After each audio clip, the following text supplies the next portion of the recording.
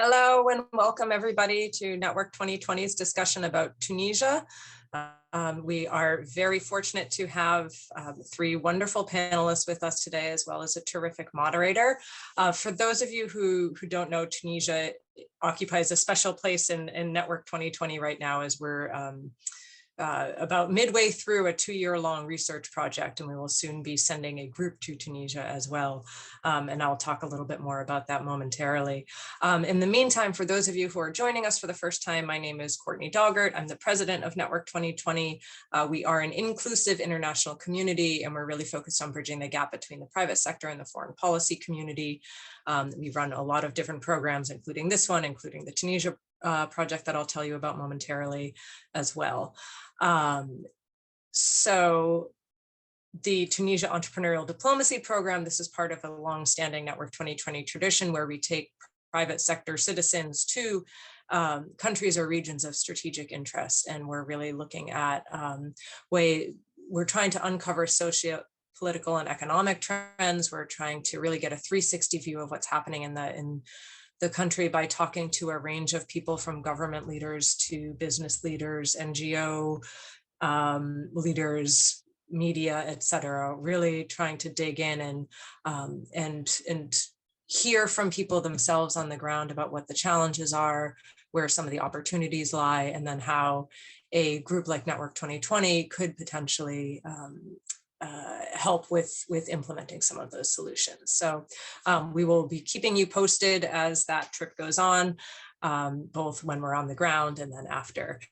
And we do have wonderful fellows who are helping us with that trip, including Badis Karbul, Leah Mashella, Dario Vasquez, and Pashea Numalo, who will be moderating today. And they were all selected to help us move this project forward. They've been doing a lot of research over the past year and will help us with the follow-up as well. So they've been fantastic. We've been so lucky to have them as part of our team this year. I'd now like to introduce our panelists. First, we have Lisa Anderson, who is on our advisory council. She is at Columbia University School of International and Public Affairs. She was the president of the American University in Cairo for 5 years. And she was dean at the School of International and Public Affairs at Columbia, and has, and actually, as we just learned immediately prior to this, she wrote half her dissertation on Tunisia. So has been very involved in Tunisia over the years. So welcome back, Lisa. Next we have Mohamed Malouche, who is a member of the board of the Tunisian American Enterprise Fund, and he chairs the board of the Tunisian American Young Professionals, which is a diaspora organization that increases economic cooperation, ties, and exchanges between Tunisia and the US. He is also a partner with Deloitte Afrique, with more than 20 years of experience in designing and implementing public sector modernization programs, among other things. So welcome, Mohamed. And last but not least, we have Kamel Jedidi. He is the John Howard Professor of Business at Columbia Business School in New York. And he has been working with one of our fellows extensively on entrepreneurship and other business-related activities with Tunisia. So we're very lucky to have him with us as well. And moderating the discussion is Pashea Numalo, who, as I mentioned, is one of our Tunisia fellows. She is conducting qualitative analysis on Tunisia's social, political, and economic landscape. And she currently works as a program assistant at a nonprofit that explores the impact of governance on the extractive sector. So with that, welcome all of you. Thank you for being here, and I will turn it over to you, Pashea. Thank you so much, Courtney. Good afternoon, everyone. Just as Courtney said, my name is Pashea Numalo, and I'm a fellow with Network 2020's Entrepreneurial Diplomacy Program. Really excited to be moderating this timely discussion, and we hope not just to discuss the challenges that Tunisia has to confront as it relates to its socio-political and economic challenges, but also debate the solutions and areas of opportunity for the country, and also to demonstrate that the solution is in fact Tunisian. Before we get started, again, just to reiterate what Courtney said, thank you to our speakers today. I also want to thank the Network 2020 team for their efforts to set up this discussion, our fellows, our advisor, and also to our audience members this afternoon. That being said, I just want to take a moment to review just a few housekeeping rules for our webinar. This is going to be a recorded event that will last for an hour, after which you'll be able to watch on Network 2020's YouTube channel or their website. And then the last 30 minutes or so of our conversation will be a Q&A where participants watching the webinar are encouraged to submit their questions on the chat function on Zoom. Without further ado, let's start. I'd like to pose a question to all our panelists, and feel free to comment within your, relative areas of expertise, and kind of think about like what are some of the overarching trends and themes that you've observed as it relates to Tunisia's socio-political and economic state, particularly since the revolution. And if you could also consider what groups and entities are having some of the greatest impact at the moment right now.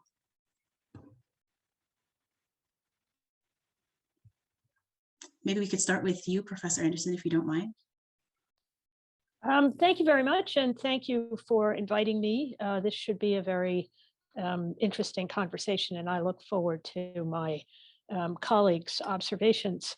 I think one of the things that Tunisians and Tunisia watchers tend to lose sight of a little bit is the regional and global context in which Tunisia's challenges are being confronted. And so I'd like to simply remind everyone that there is, in fact, a regional set of trends that are shaping a little bit the balance of forces within the country. And I think most of what we talk about should be about the balance of forces within the country, but I think there have been some important regional interventions and international interventions. And of course, Mohamed is on the Enterprise Fund, which is an effort to find investors for opportunities in Tunisia, essentially in the United States and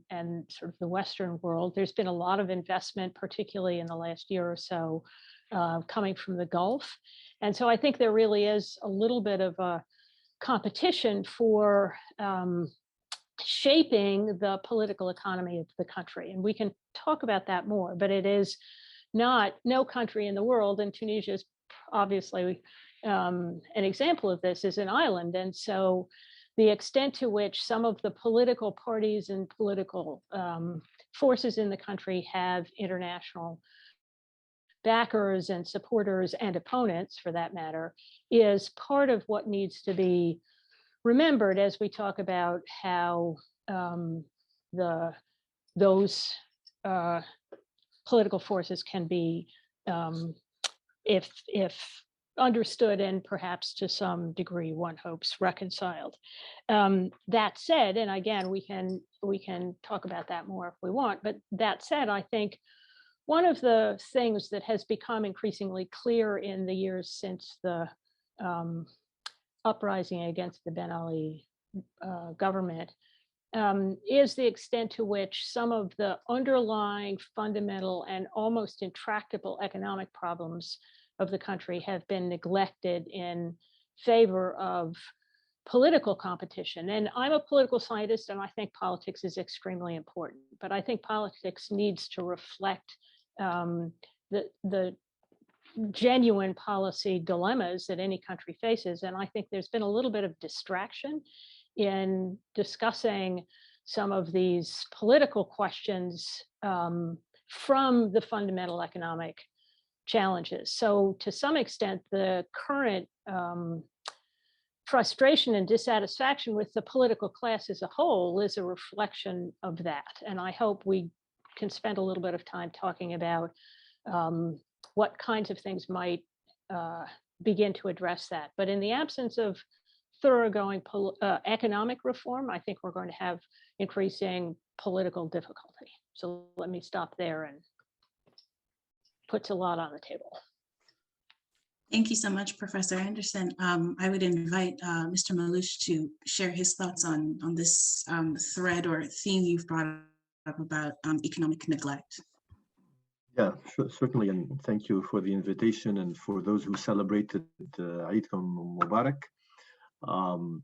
I would echo what Professor Anderson has said in terms of perhaps a significant focus on the political process at the expense of the economic aspects, which were, frankly, at the heart of this revolution. The revolution was about dignity, about justice, and about also economic opportunities. And while Tunisia, I think, has achieved certainly a good degree of maturity in terms of its political process, and even indicated some level, frankly, of mastery in terms of dialogue, in terms of compromise, in terms of consensus, which enabled Tunisia to win the Nobel Peace Prize.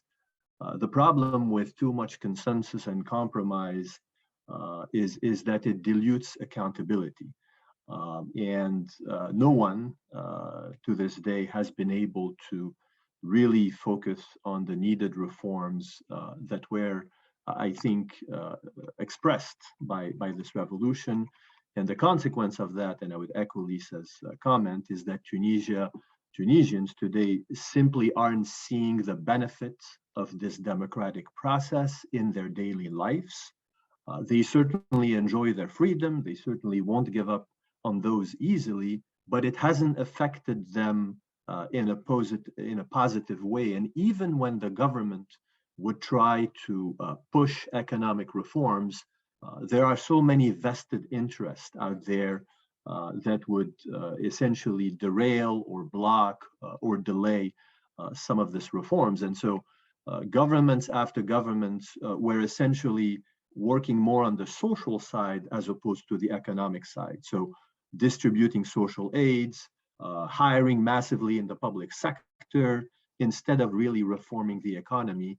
And it's much harder to reform the economy because, as I always said, when you engage into an economic dialogue, there are winners and losers. There are privileges, there are monopolies that are going to go away. And the losers are typically a lot more vocal than the winners. And so there's intricacies and a difficulty to move forward.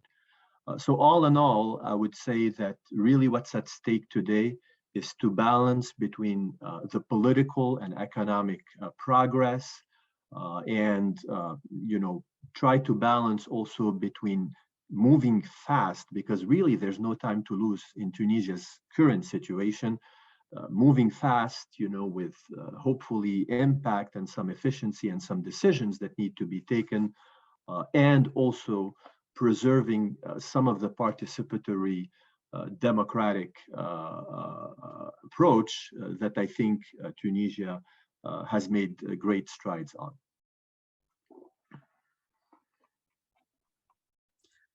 Professor Jedidi, if you wouldn't mind sharing your thoughts as well on this idea of economic neglect and the importance of balancing political and economic progress in Tunisia. Oh, I think okay, yeah. Thank you, Courtney, and thank you, Fishaya, for hosting this event and inviting us here. I think my observations are on a positive trends, which I'd like to highlight about what Tunisians are special about. For me, just on the eve of the Arab Spring, personally, and many others like Mohammed, we as Tunisian abroad ask ourselves, how can we be helpful? And this is a great time where we can contribute, because in the Ben Ali regime, you cannot really do anything, and you don't want to be associated with the regime itself. But once the revolution happened, there is a lot of energy that kind of piled up toward Tunisia. So I saw my experience and feeling the trance is through my kind of visit to Tunisia, typically twice a year. And what I did immediately is I created a course on business and entrepreneurship in Tunisia, and it was an eye-opener. So I can understand from the beginning what happened and what are the side effects of this revolution and freedom and things like that. So there are pros and cons, but for me, the positive side effect, which is the civil society, it's just an amazing kind of civil society there. where, which I really experienced firsthand and opened my eyes about the potential of Tunisia in the future, that our politicians are failing to leverage and see, unfortunately. The course is basically two parts. The first part, I my students work with Tunisian startups, right, on, as consultant, as mentors, partners, right, virtually speaking. And the second half, where it's like a field trip, where we go to Tunisia, where we work in person, and it is a chance for our students to really experience the ecosystem there, the business and the startup ecosystem. It is just fascinating. It's just, I don't know, you can call it a bubble or whatever it is. It's a network of great people who are trying to make a difference, right? These are youngsters that we are trying to inspire. There are good startups. I can mention many. One of them is called InstaDeep that got $100 million funding. There is Value that is trying to work on the digital front. And there are many, many. There's also Go My Code. This is a very impressive kind of company that's trying to teach kids, in Tunisia, and now they're present in kind of 10 African countries or so, right, are trying to really inspire and get the student to get jobs. So in some way, the civil society, they're doing the job that the government is failing to do, right? And the students, when they come back, they come, really flabbergasted about the Tunisian kind of energy, the education level, the creative kind of things, and the dynamics. And I believe that, in the long run, I don't know how fast, that we will have some kind of entrepreneurship hub in Tunisia. And maybe that could be the solution, for kind of the Tunisia economic pains, right? My hope is, with the government kind of action, like, for example, the Startup Act is very impressive kind of act, right? Which really kind of showcase how government and civil society work together, right? And they come up with an act that is wonderful, right? And an exemplar for other acts on the economic front. The only problem is there's some delay in kind of, implementing those laws and those regulations. There are a lot of difficulties that I could talk about them later on. But as I said, if the government is failing, the civil society is taking over. I think that's really the silver lining in some way. I think those are really great observations on your part, Professor Jedidi. And on this line of youth and civil society, I think it would be interesting to think further on the sectors and segments of the population that we have yet to tap into in Tunisia, who could bring forth even more political and also economic reform. Do you have any thoughts on that? Okay, thank you, Shay. I think this is really a good follow-up question. I really thought about this question quite a bit. Of course, I don't have a job in the government or anything like this. So, but any sector that you choose should really build on Tunisia's strength. And for me, the strength of Tunisia are in its geographical location, very close to kind of Europe, 100 miles or so through to Sicily. It's a beautiful weather, That's kind of a major thing that we can capitalize on.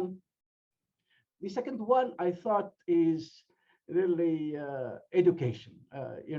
Education, relatively speaking, Tunisians, relatively speaking, are more educated than other countries in the region as a whole, and they're well trained.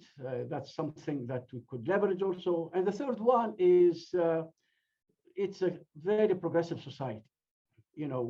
Women are very strong there. The civil society is very active and alive, right?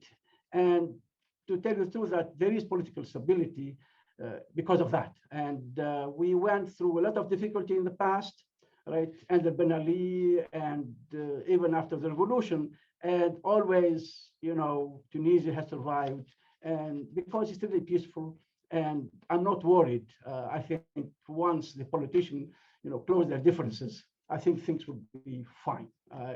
And we need to be hopeful here. So based on this, I see three sectors that are really low-hanging fruit in some way. One is renewable energy. Especially with this Russian-Ukrainian war, right? Tunisia has all what it takes to kind of provide, renewable energy to Europe, right? The distance is small. We can really channel it through Italy. We have the sun, we have the wind, and we have the labor to kind of produce, for example, green hydrogen and things like that. So these are kind of, I feel like that. I think there are some laws and regulations that were signed or MOUs, but the Tunisian government is so slow in implementing them. And if I compare Tunisia with Morocco, Morocco has really had a great progress on those things.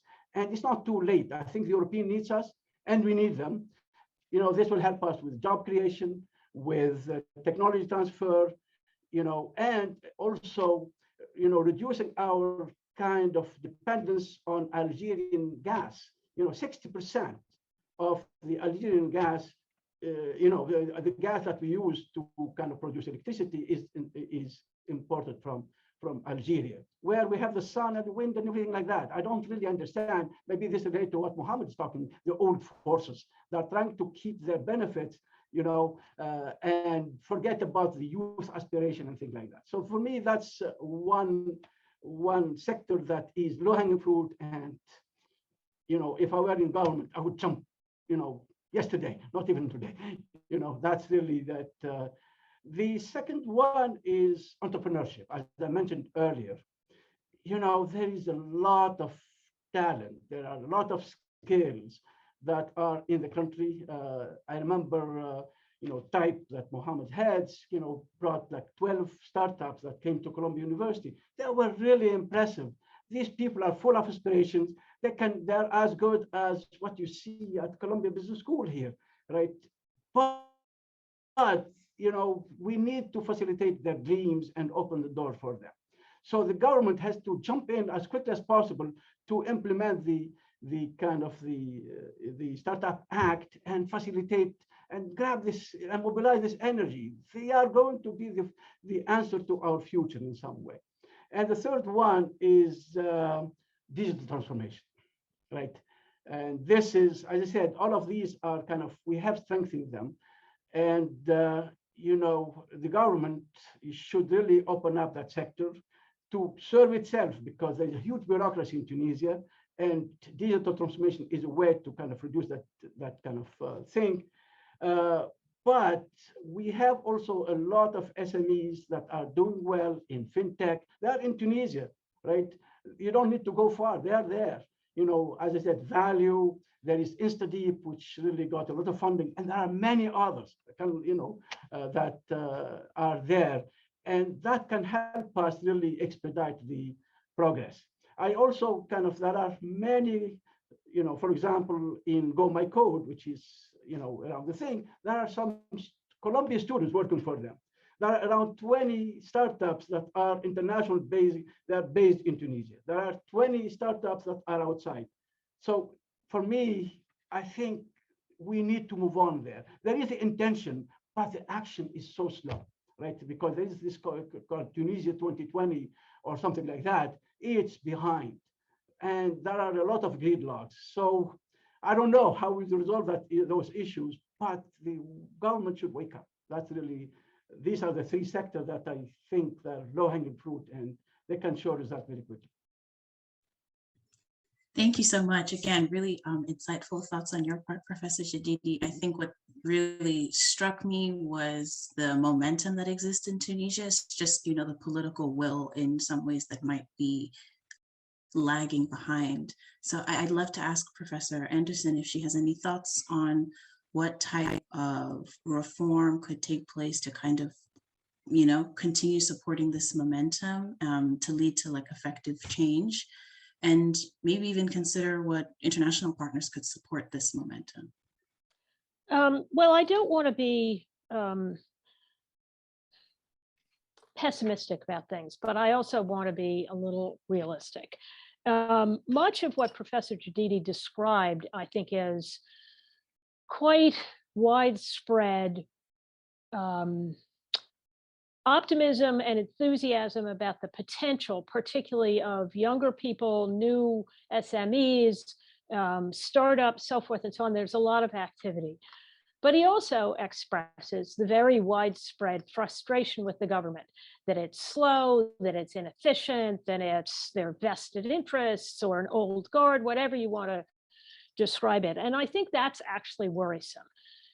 So I want to say not that that I have a particular solution to it, but I think we should be careful because I think what's beginning to happen in Tunisia is that frustration and disaffection from the government, that sense that the government is sort of hopeless and even well-intentioned can't get anything done, is contributing to a sense that there's going to be a savior, that there's going to be a one person who can sort of sweep away all the institutions, and then things will somehow, all of the roadblocks will be gone and so forth. And as we know, looking around the world, one person rule just is a dicey proposition. It's very hard to ensure that one person is actually able to reconstruct institutions that are that reflect a confidence on the part of the public, and that can actually serve a variety of interests in society. So I think one of the things that is going on right now in Tunisia is this tension, if you will, about how much and how quickly and by what mechanisms political and government reform should take place. I think there's widespread sense that that's necessary, but there's also increasing concern that if it's done in a high-handed and autocratic way, it's not going to serve the purposes it's intended to serve.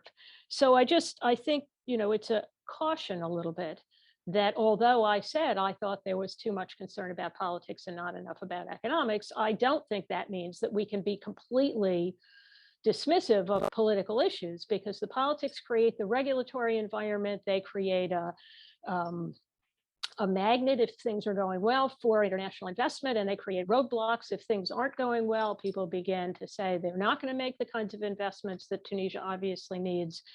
So I think the political level, if you will, in Tunisia, I think there does have to be far more effort to have a productive engagement on questions about which the political elite have been divided.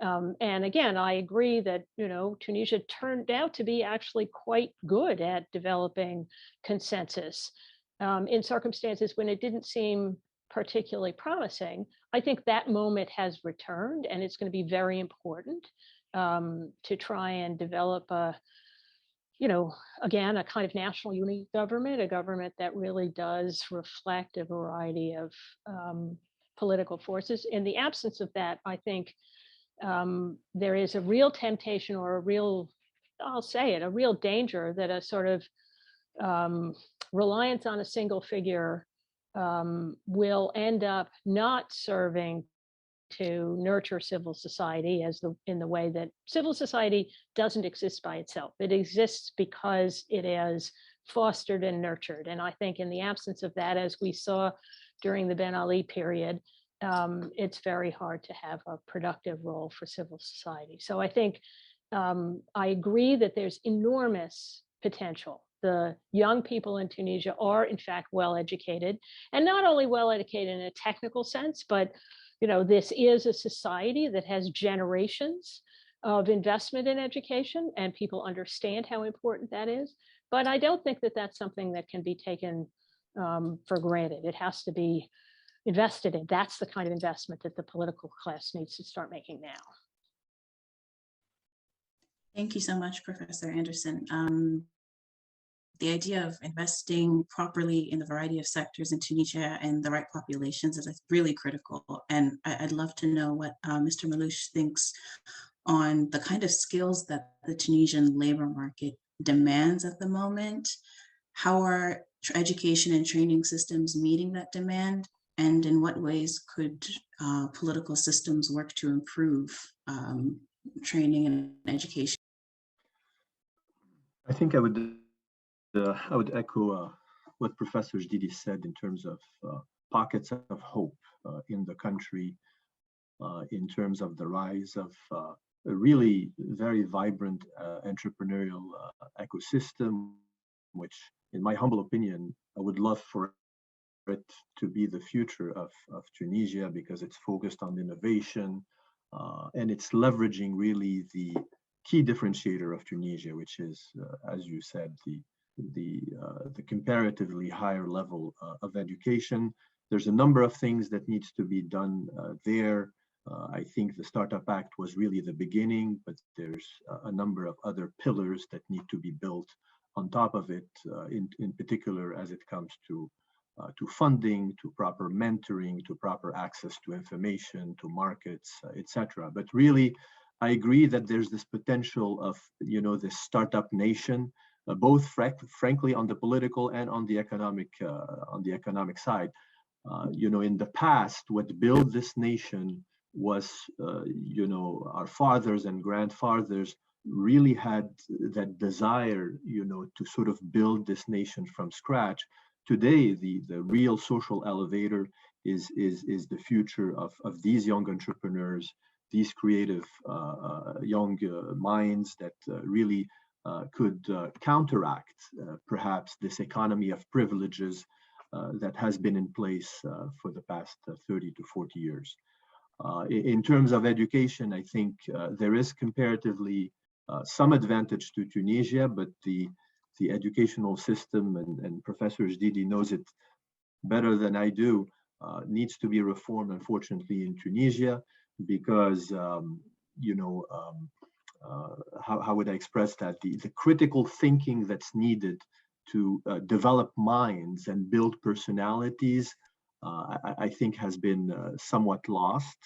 And you need to really prepare individuals in that educational system to be the leaders of the future, not only learn things left and right. And so there's a lot of opportunity to reform that. There's a lot of opportunity also to complement traditional training with hands-on learning. Professor Jedidi talked about Go My Code. It's really important to learn these skills, in the 21st century economy. But all in all, I think really I would echo, I think, what Lisa said as well, Professor Anderson, in terms of the necessity to adjust, I think, the political process and make space essentially for politics to enable economic development. What happened last year in Tunisia was potentially an opportunity to adjust, a political path that, in my humble opinion, was not accountable. And it was an opportunity to, I think, reboot and transform a little bit the system, because the declared intention was to fight corruption, to try to provide more of equal opportunities, to reform the justice system, etc.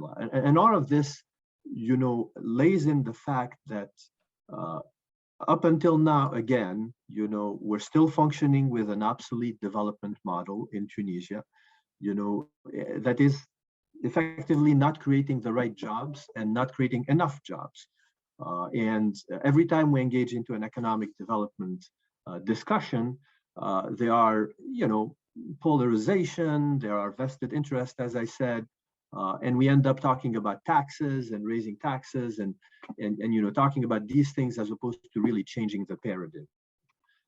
To me, this government, and I hate to sort of blame it all on the government, because frankly, there's a political economy that's extremely complex in Tunisia, with very powerful lobbies, labor unions, political parties, etc. and a system of privileges and of bureaucracy that frankly privilege personal interest to the detriment of collective interest. But I think where the political power could do, could help, is to, empower a set of, today politically the president needs help. He needs allies. He needs people who are able to advise him on how to address this economic situation and make it a priority for the country. It's not all about the political process. The political process, is going on its own. There are critics. There are things that are not imperfect, and I think that's how you sort of build a democracy that works at the end of the day. But you also have to have, tough and courageous decision on the economic front, and that is unfortunately not happening. Only one decision to me could unlock a lot of, I hate to sort of, point the silver bullet, but what we need in Tunisia is a simplification shock. You need to simplify how you do business, whether it's for entrepreneurs, whether it's for SMEs, whether it's for international investors. You need to radically simplify the way things are done. Digital is certainly one way to do it, although it's facing a lot of resistance and requires a lot of change management. But certainly, simplification and just a really basic vision around what Professor Jedidi articulated: entrepreneurship, renewable energies, digital. Those are really keys to fostering a better economic path that in turn will solidify the democratic transition. Thank you so much, Mr. Malouche. I just want to pause for a moment and remind our audience that we do have an open Q&A forum using the chat function on Zoom. So we welcome any questions that you have for our speakers today. That being said, we have a few that I'd like to kind of surface for our panelists. One for Mr. Malouche, again, if you wouldn't mind, if you could maybe think through and share your thoughts on how successful Tunisia has been in its fight against corruption. You spoke in a lot of detail about this issue of bureaucracy and red lines and tape that limit progress, but corruption has also been something that's come up. What could be done in the future to address this problem? It's a tough question. I really think that, what has been done thus far, which is to put institutions, put processes around, corruptions, is at the same time positive, but also is defeating to a certain degree this ability to move forward. Because nowadays in Tunisia, you would say that the civil service and even the civil society, frankly, are afraid of making any type of decision because they are afraid of being accused of corruption. And so that slows down decision-making, that actually kills innovation and progress. It has to, again, like everything else, it requires a bit of a balance where, previously under the Ben Ali regime, you had big corruption that was going on and a little bit less of small corruption. Now things seems to have shifted where you probably don't see as much visible big corruption and you see an increase of smaller corruption, sort of day-to-day transactional corruption. There are ways to combat it. You could institute sort of, more rigorous processes. You can put together systems in place, etc. But at the end of the day, it also comes down to incentives and, ensuring that our civil service is, the role of the state today in Tunisia is a phenomenal problem because, instead of perhaps being a facilitator and an enabler so that the private sector can work and create jobs. Today, the state in Tunisia is trying to do it all, from regulation to implementation to everything. And so, that to me, this is why I'm talking about the question of incentives. You have to ensure that you have a civil service that's a little bit more, and an administration that's a little bit more efficient in its way of dealing with things. And for that, you need to raise salary, decrease the numbers of civil servants, but treat them well in a way that they are able to do their jobs in sort of a positive manner, and they're not sort of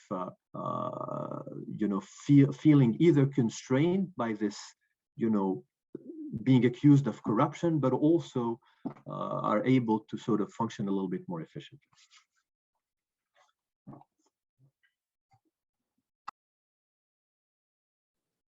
Can I just weigh in on this question about please do. Corruption is really a big challenge globally, as we know, and lots of new reformist governments come in with an anti-corruption stance and so forth. And it turns out to be very difficult, actually. It's politically difficult, and it's actually almost logistically difficult. But I want to accent something that Mohamed said, because I think it's completely right. Historically, in Tunisia, as in many other countries around the world, the civil service was in part a mechanism to employ people, which means you have a lot of people employed sort of half-time. They're paid half-time, they work half-time, and they are part of why it's so hard to get anything done. So what you need to do ultimately is pay half as many people a full-time salary, disincentivize supplementing that salary with corrupt activities, make sure that they are as efficient as possible.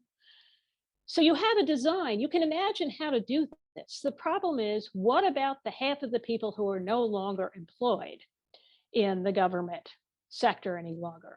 So unless you have simultaneously some very serious economic investments that are in part designed around the fact that you're going to have a highly educated, unemployed group produced by this anti-corruption policy, you're going to have, but you could do both those things. Both those things could happen almost simultaneously. But it's that kind of economic, political, administrative reform policy that needs to be designed for a circumstance like this. I actually think, compared to most other places in the neighborhood, and apropos Tunisia's geographical advantage, it also sits between Algeria and Libya, which is not a geographical advantage.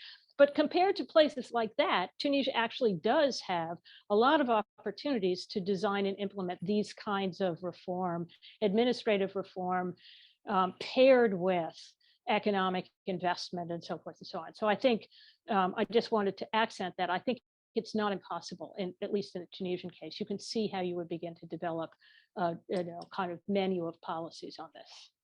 I'd like to weigh in also on this point. I think there are some simple things. For me, the biggest problem is fiscal transparency. In Tunisia, right, my bank account is not accessible to the Tunisian government. However, it is accessible to the IRS in the US. Why? Because the US, because of aid and things like that, force them to report all the transactions. And the Tunisian legislature failed to kind of approve this fiscal transparency. The moment you have fiscal transparency, you can follow the money, right? And that is a trace for any corruption measure and things like that. I think this is, for me, one thing. The other thing is kind of payment modes. Most of the payment modes are done in cash in Tunisia. I have a cousin whose mother is going for emergency. He had to stop by the post office to draw 3,000 dinars, right, in an emergency situation, and wait in line for half hour or 45 minutes to do it, right? Why are these people, like what Lisa said, fire half of the kind of people and double the salary of the remaining ones? That's a simple solution for me. The third one, and this is what Malaysia did, Mahathir Mohamad did it initially to kind of fight this is the red tape.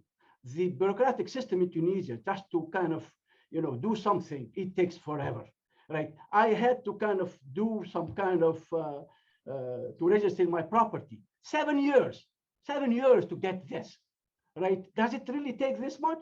Are these people are asking for salary increases? Is it for the productivity of producing something in 7 years, right? So why don't you put a limit and a follow-up on every, bureaucratic transaction and make the bureaucrat, responsible for, accountable for his or her act? That's really, for me, these are simple things, and they don't really need an Einstein to solve this problem. Anyway, this is just anecdotes. Thank you so much. I think you all shared some really interesting thoughts on this idea of opportunity and momentum moving forward. I do have a bit of a twofold question for all of our panelists. The first being, what can Tunisia learn from others, specifically its regional counterparts? And then also, to what extent do international partners, not necessarily just those sovereign ones, but even international organizations like the IMF and the World Bank, what do their requirements have that could provide any type of political reform necessary for the challenges that we've identified in today's discussion? I'll give you all a moment to think on that, and whoever has any, immediate thoughts, I'd encourage you to jump in. Well, I will jump in just briefly. I actually think the difficulty with some of the IFIs is that they're not particularly good at political reform.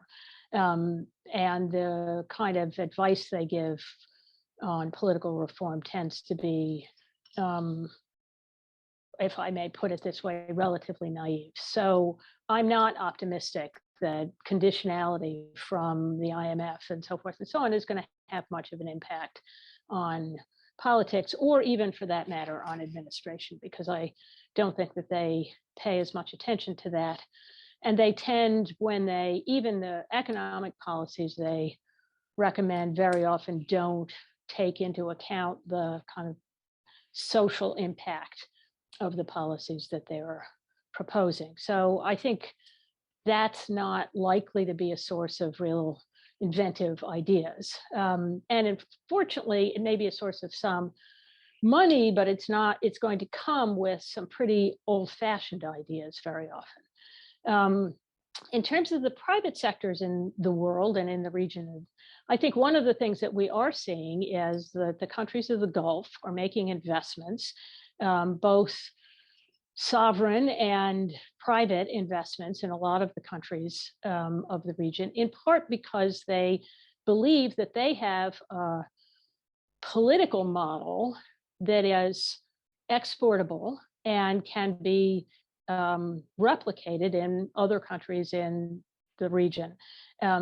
So that I think you do see, particularly the Emirates, to a lesser extent, Saudi Arabia, making investments in Egypt, making investments increasingly in Tunisia, particularly in the last 6 months or year or so.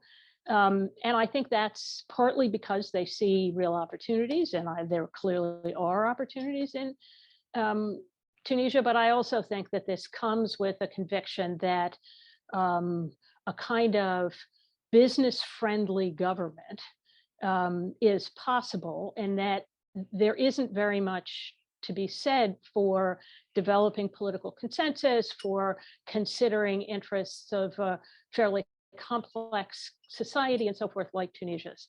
So I worry a little that sense that you can be, as the ruler of Dubai describes himself, the CEO of the country, doesn't really reflect the complexity of a country like Tunisia. So there are going to be ideas coming from outside about reform and about where to make investments and so forth, but I'm not sure those two directions in any event are likely to produce the kind of inventiveness that Tunisia needs. I want to maybe comment on sort of the support that the World Bank in particular has been providing to Tunisia in the past few months. There's been I think, a belief in the leadership of the bank that there's a window here with the political situation in Tunisia to provide or to actually make reforms. And to that effect, the bank has allocated a significant amount, I think it was $400 million, to both social aids as well as support to SMEs, to create sort of that window of opportunity and enable that window of opportunity for reforms. On the contrary, you're seeing a lot of other supporters of Tunisia, including the IMF, who are a little bit more hesitant and are somewhat tying their support to the political process, to economic reforms, to Lisa's point, that sometimes are politically very, very complicated to achieve, and sometimes even to the labor union support to the economic reforms, which is almost an impossible statement to make. All of this to say that, look, in my humble opinion, the Tunisia is going into a path right now where it's trying to find the right path to something that could be effective and something that could provide some level of hope to the people that a democratic process will yield benefit to them. And I think really I want to tell the international community, the IFIs, not to give up on Tunisia, because this country can be a powerful example of how to entrench democracy in a country durably, not artificially, and do it sort of in a way where you stumble from time to time, there are adjustments from time to time. Overall, you're building it on your own, you're doing it on your own. And I personally think that Tunisia remains still, despite the difficulties that we're witnessing today, the best hope for a democratic path in the region, irrespective of whether, X or Y or Z is in power. That's not the question. Tunisia needs support, international support right now, to ensure that its democratic path actually doesn't go further down. It needs that economic support. So don't penalize Tunisia by imposing, all these constraints on it. Don't stop your support that you've been providing for a number of years. It's really essential that the people of Tunisia feel that the international community cares about them and not only about the politics of the country.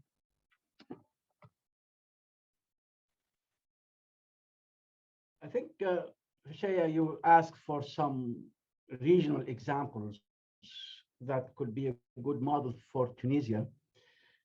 I think I thought about two. One of them is Morocco, because I'm quite involved there. We are trying to help them build a business school there, so I'm close. And first, you can see the king very active at positioning Morocco as gateway to Africa. And he's encouraging all those kind of investment for their company like Air Morocco to fly everywhere, for their banks to open up everything in Africa. That's really something very, very important for the Tunisian economic growth type thing. And I see a lot of Tunisian companies are trying to do that on their own, by the way. So that's one that is special about Morocco. The second one that is special is their kind of sustainability and climate strategy. Very impressive. You have to see all this investment that they did in solar, wind, and green hydrogen, right, to kind of serve themselves and the European market. That's one thing. And the third example for their phosphate company. That phosphate company is just amazing how progressive it is, in terms of, creating dynamics within Morocco. Right, they vertically integrated by producing kind of fertilizer and things like that, because the value is not in the phosphate, rather is in the fertilizer and all the other kind of products from it. They built university called UM6P to kind of invest in R&D and things like that. And it's just amazing how much energy you see in the country, where in Tunisia, we used to be known for that. Now, Moroccans are taking the lead. So that's really something to be inspired of. It's not far, and they share the same condition as what we have. With maybe a small caveat, I think the Moroccan experience is indeed very powerful, and I think Tunisia can certainly learn from it. But in many ways, I work in Africa and I go to Morocco, and often this is a country that's modernizing extremely well, but that's not developing as well as it's modernizing, meaning that there's still some level of inequalities, some level of issues around education, that makes it sort of increase the divide and the gap, I think, between a certain category of people and perhaps, people who are not as fortunate. In Tunisia, there's been an equilibrium, a balance that was able to be achieved anyway by really pushing as many people as possible into the middle class through educational reform, through investment, strategic investment, etc. So all in all, I think they can both learn from each other, but I agree with Professor Jedidi that there's really some great success stories in Morocco that we can inspire ourselves from. Mohamed, thanks for bringing that. I think, and that's the added value of Tunisian democracy if it succeeds. That's really the hope for.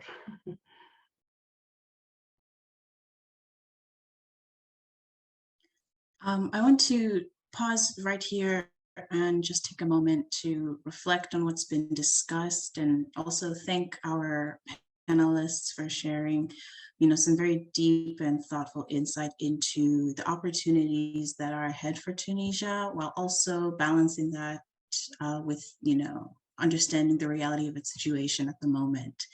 And with that, I'll just turn to Courtney to kind of close us out for today, but I just want to extend my thanks to you all and to our audience for participating. Shaya, can I just say, I want to echo something that Mohamed said. He said he still thinks, given all of what we've talked about, that Tunisia is the best hope for a democratic path in the region. That's faint praise, but I think it's true, and we shouldn't forget it. So thank you very much for. And that is a very good note to end on. And I really look forward to digging more into what's happening in Tunisia. Thank you all. This was fantastic. I mean, you're just a top-notch panel. Pashaya, thank you for moderating. Really great questions in the Q&A box as well. I'm sorry we could not get to them all. Just a few things I failed to say in the beginning. I did want to wish all who are celebrating a blessed Eid, and I apologize for overlooking that and for our scheduling today. And I wanted to thank one of our wonderful interns who is actually leaving. So behind the scenes, to get all these briefings going, we have a really amazing team of people who help us. And I just wanted to single out Florian Ney, who will be leaving us soon. He's finishing his school, but he's been a tremendous asset. So thank you, Florian, for all the work and research you've done over the past few months. Our next event we have on Wednesday. This is in person in New York with Fiona Hill. So it should be a very, very fascinating discussion. And we will continue to update our website with future discussions as we confirm them. So thank you all for joining us today. Kamel, Mohamed, Lisa, thank you so much. Pashaya as well. Really a terrific discussion. And have a wonderful day and evening, everybody. Thank you. Take care. Thank you. Thank you. Bye-bye. Thank you. Bye-bye.